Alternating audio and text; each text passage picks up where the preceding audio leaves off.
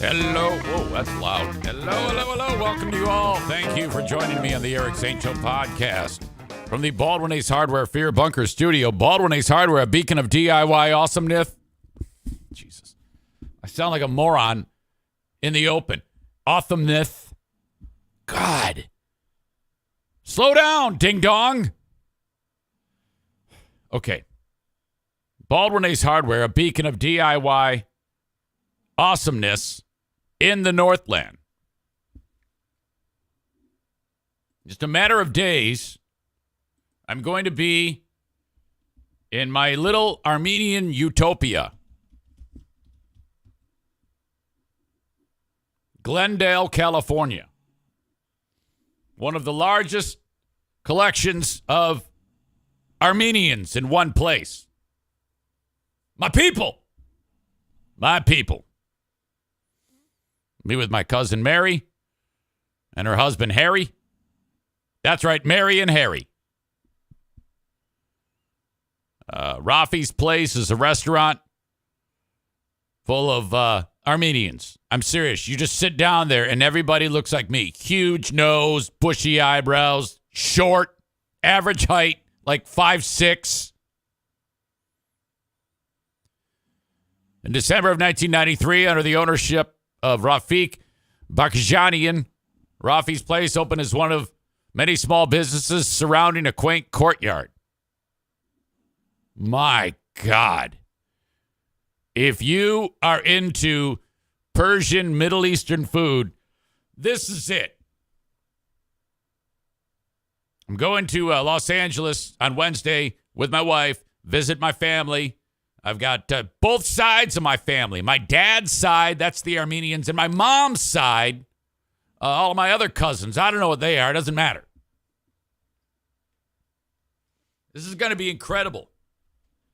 There's going to be a collection of people that have never been in the same room together ever.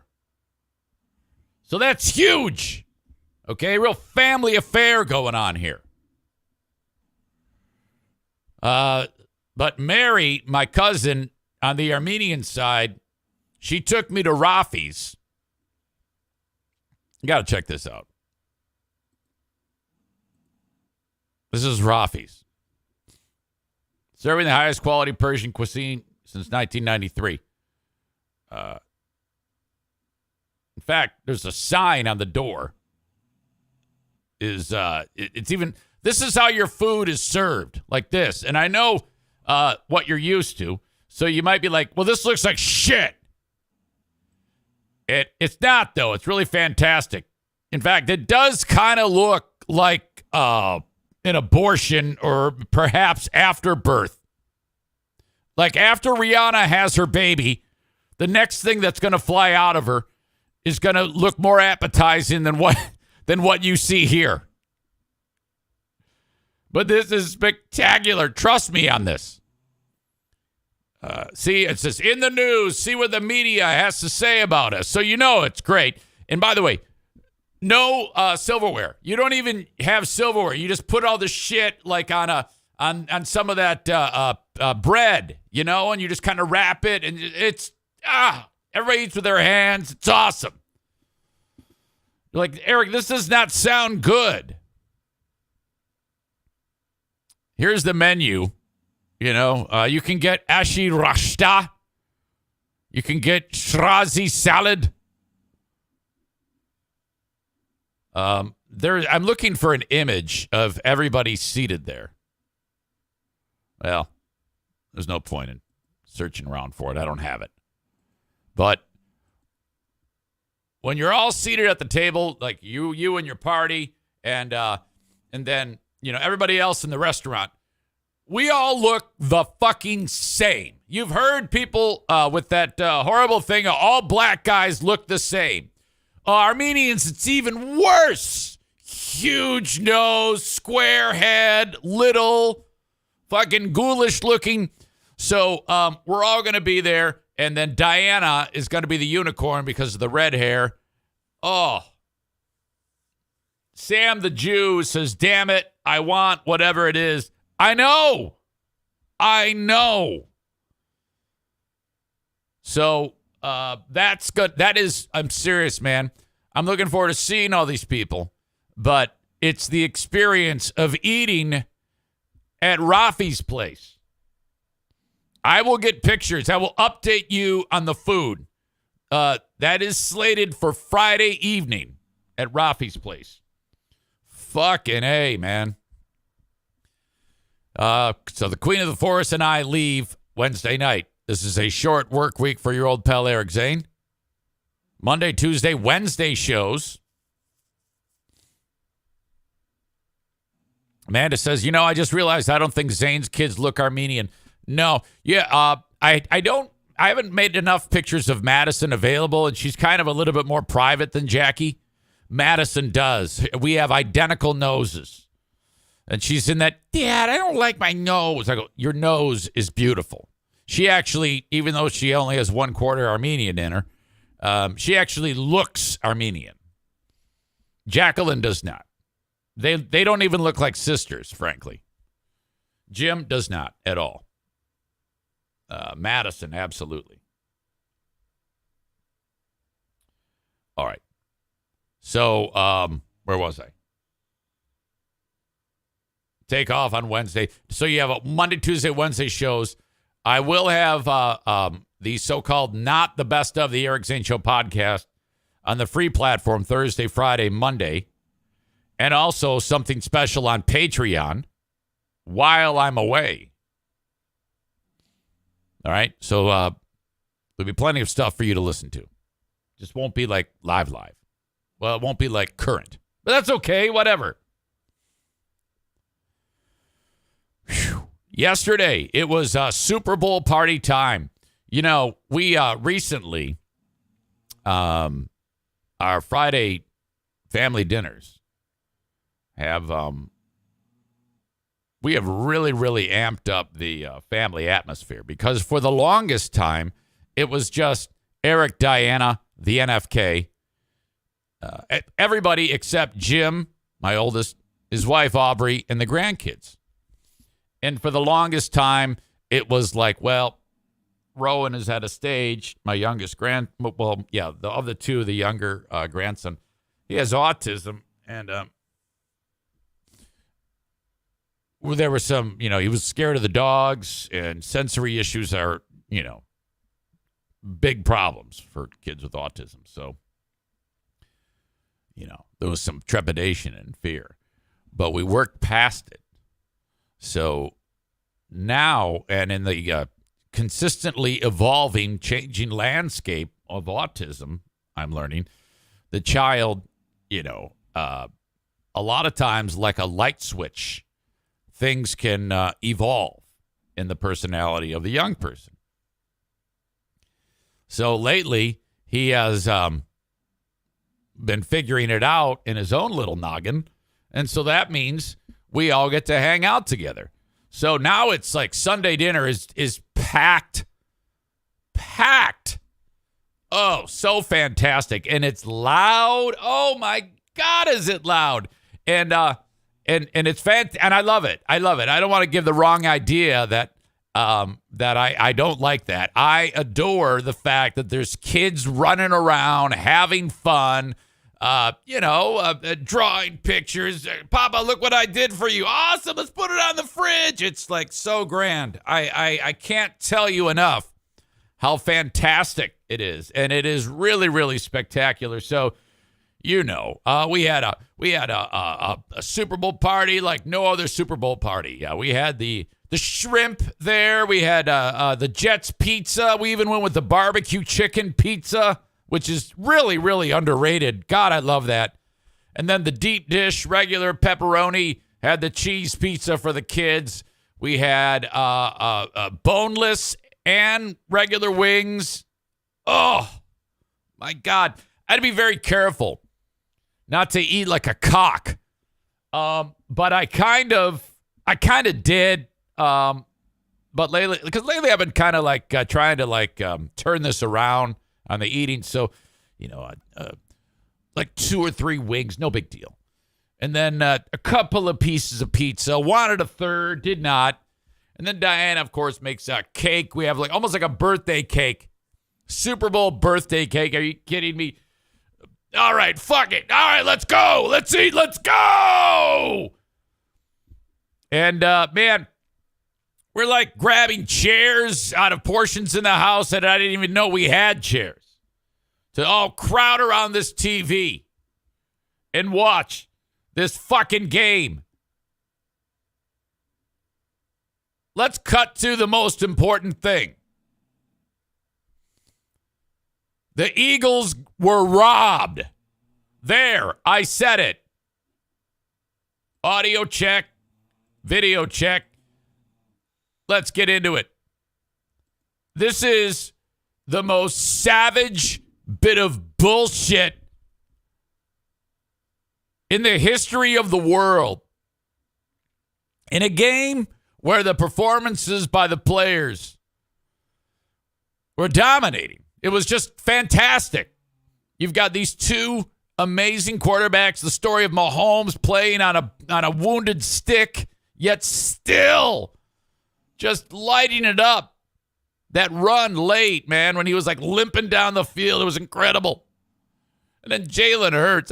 I told you, motherfuckers, unstoppable. This is Philly. Jet sweep right, 1 yard. Jet run off tackle, 1 yard. Pass, 4 yards. Just give the ball to Hurts. Every time they gave the ball to that dude.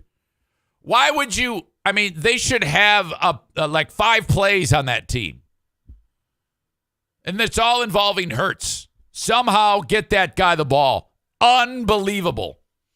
I haven't seen someone be able to take over a game like that ever. I mean, holy shit. Get on my back. Was such a crock of shit. And then even how he gets that touchdown late and then the 2-point conversion. And the guy always just gets up. And he reminds me of Barry Sanders because he just gets up and he just hands the ball to the ref. Yeah, hey, very stoic. This guy is a fucking leader. I love him. Third down. Deep in the red zone for the Chiefs. If they miss this, they're going to kick a field goal and go up, well, most likely a field goal, and go up 38-35 with about $1:40 to play. More than enough time for Philly to tie it or go ahead and win the Super Bowl. But, and I've kind of held back on all of the talk about the refs are in it or the game is rigged. And I'm still not saying that. But this is a bullshit, ticky-tack, asshole penalty. This should not have happened at this critical point in the game. Audio check, video check, mic check. Mahomes, pressure, lofting one, end zoning. Look at how far Mahomes airmailed that ball. That ball, not catchable. Problem 1. If you look at the top of your screen, Gardner is the defender for Philly. This is Schuster, I believe. Right there. They said that was the penalty. What you just saw was the penalty. Mahomes, pressure, lofting one, end zoning. At no point does Schuster's stride break. Does it look like he suddenly slows down? Nothing. Mahomes, pressure, lofting one, end zoning. Oh, no. Schuster couldn't catch up. There's a flag at the 10. Hang on, there's a penalty. Mahomes is becoming Brady to me. So people are like, yep. I've heard a lot of people suggest that the league, this is the conspiracy theory, that this is, I'm not saying I believe this, that the league is fixing this to make sure he is the new face of the league now that Brady is gone. Oh, no. I don't believe that. This is bullshit, though. What ref is going to have the nerve to call that penalty? We're going to get a closer look at it too. And if you're listening to the audio podcast, of course, how could you have missed this?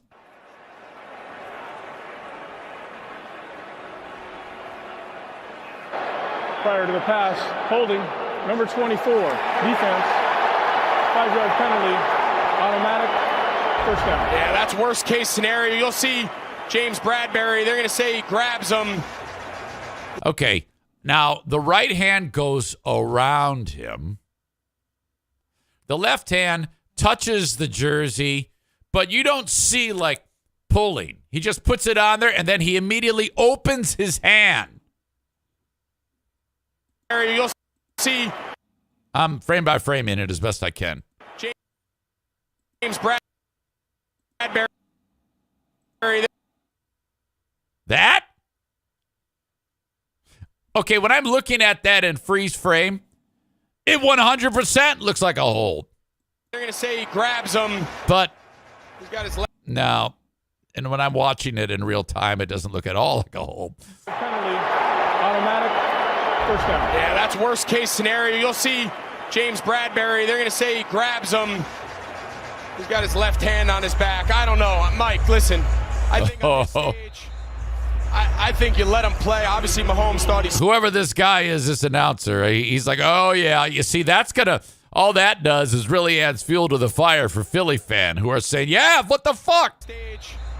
I think you let him play. Obviously, Mahomes thought he saw it. I don't know. I think you let him play, finish this thing out. Exactly. Love that call, Mike. I mean, I think you got to see the whole thing. It seemed to me at the initial break, he grabbed the back of the jersey and pulled it. If we see that, I think that... No, you didn't see that. Now the Chiefs can essentially run it down to the field goal try with McKinnon. See what he decides to do here. Yeah, he's got to get down. He's got to get down. Yeah, I mean, let's go back to this penalty. I mean, I hear what you're saying, Mike. He's trying to run a little whip route, sell the shallow cross. I know he's got that right hand. I get it. I just think in this moment, oh, man, that is Where we're at. Holy shit. Yeah, you're going to see it. It's going to come at the top of the screen. This is Juju. He's going to come in motion, and he's just going to try to run a little whip route, sell the shallow cross, and then peel back out. See James Bradbury. I mean, to me, it looks like he's in good position. I know right now Philadelphia fans are losing their minds. Oh, yeah, they are. Fans are screaming at me. They're going to fucking storm the Capitol. Oh, no. And that is how you lose the Super Bowl. A ref, one call, determined the outcome of the Super Bowl. Total job. Without a doubt. Without a doubt. It just occurred to me. I should get a hold of Bill and see what he... I think I saw him on... I think I know what his thoughts are on it. But will I be able to get him on here? No, probably not. But it's worth a try.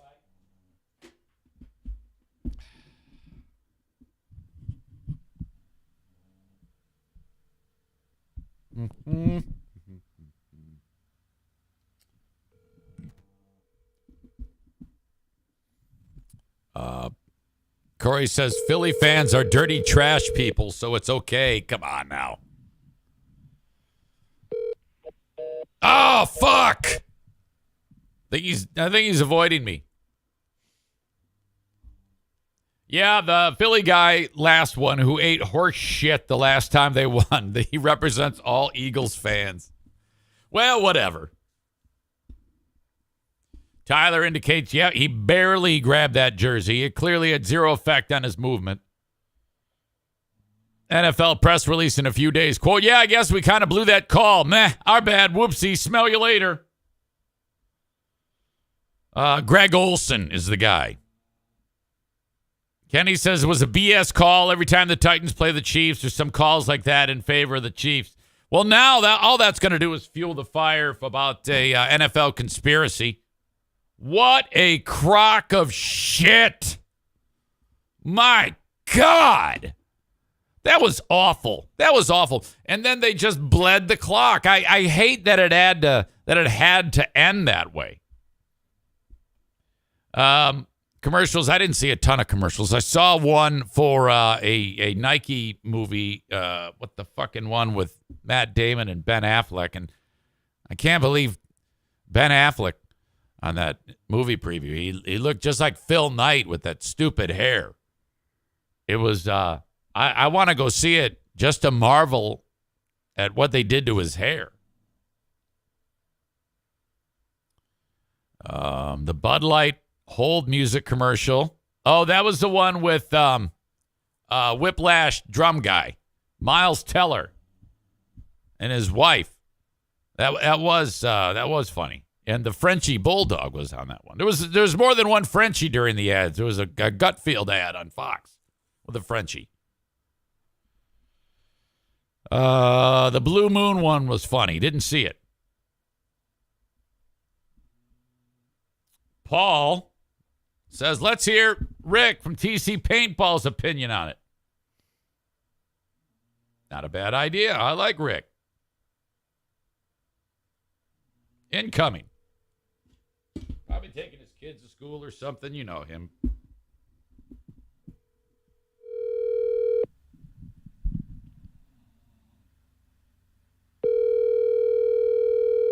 Maureen says Ozzy Osbourne was good. I didn't see that one. There's a lot of these ads that I missed because I was doing grandpa stuff. Your call has... Boy, nobody wants to talk to your old pal, Eric Zane. Holy shit. No big deal. The halftime show. That looked really crazy. The fact that Rihanna is up on this massive... She's being suspended. How the fuck did they do that? You think about it. All of this takes place. The game, halftime, the first half ends. They go to a commercial break. They come back. Everybody's being suspended from platforms. It's that, watching them set that shit up has to be as spectacular as the actual show. She comes on there, looks like a fucking $1 million, and she's got a special guest. And the special guest is a baby. She is pregnant again. Now, she just had a baby in May. But there she is. She's got a baby bump. And I think the dad is, she had a baby with A$AP Rocky. Oh. In May. And so they're having another baby as the suggestion. Who's the father? Nick Cannon. No. Come on. Now, I didn't realize she hasn't performed in like 7 years. You may not know this, but as music has gone for her, I think she put out some singles in the last several months. But what she's done is she took the name and went into fashion. And if you thought she was making money making music, she is at or just about to become a billionaire with a B billionaire. Holy shit. That is all she has done. So that's pretty fucking sweet. I wrote on Twitter, is Rihanna preggers? Then I suggested have the baby on stage. More epic than Prince, but I wrote Prunce as opposed to Prince. John wrote back to me, I don't know, but she, quote, picked her coochie and gave herself a smellfie. She absolutely did that. She went down there. She kept touching her crotch. Well, she would rub the belly, and then she would touch like the muff zone. And then she went up to her face and did one of those deals.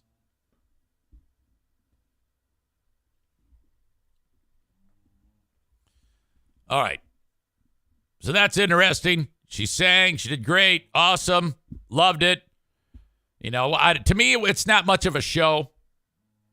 Honestly, it is not much of a show when the performer just has a track playing and she just interjects a few lines, sings along with her own voice, and with 8 million fucking dancers. So all in all, I give the halftime show 0 stars. The best part was Rihanna, her physical appearance, because she's eternally beautiful, and the fact that she announced that she's having a baby. So that was nice. I like that.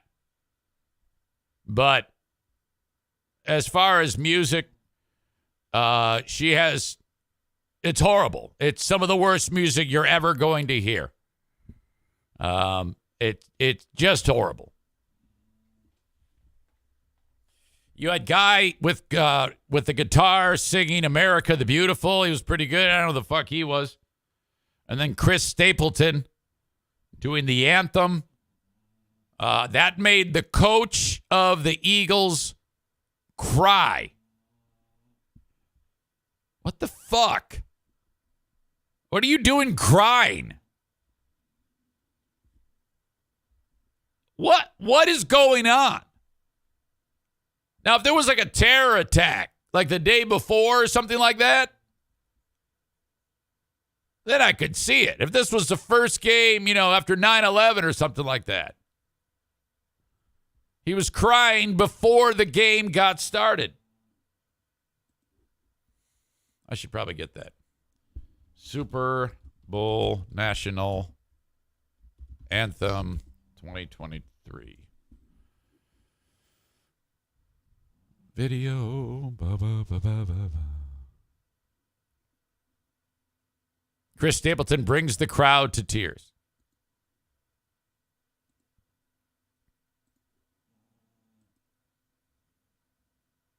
Audio check. Video check. Mic check. To honor America with the performance of the national anthem, 8-time Grammy Award winner, Chris Stapleton. Oh, say, can you see by the dawn's early light? He's like, I'm not ready to cry yet. For so proudly we hailed at the twilight's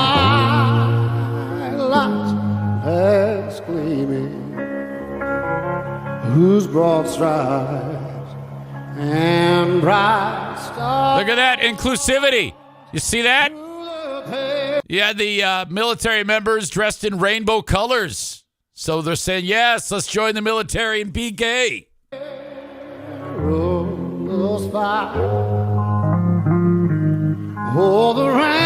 I love that flange effect on his guitar. Great, another unnecessary signer. Come on. Was so gallantly streaming, and the rockets regular upon spur. Oh, what the fuck?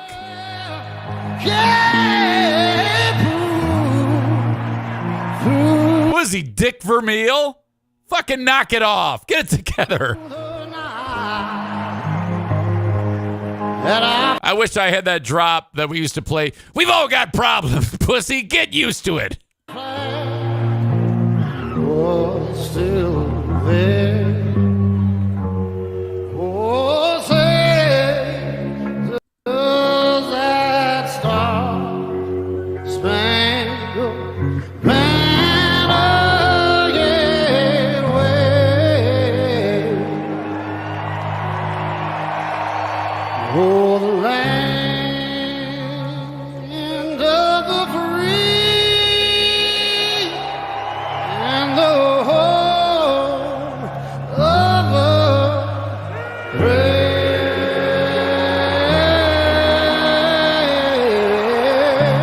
There's the all-women flyover. But they only show one. It's probably like all dudes. Well, that's obviously a chick. These chicks are like, Jesus, we have to fly over the Super Bowl. We'd rather be shooting down balloons. They should have actually had a balloon go over and shot it down, and it just falling into the stadium. Sam says they allow women to do that. I didn't know that they. Well, I don't know why they wouldn't. Okay. Hey, hang on. I'll be right with you.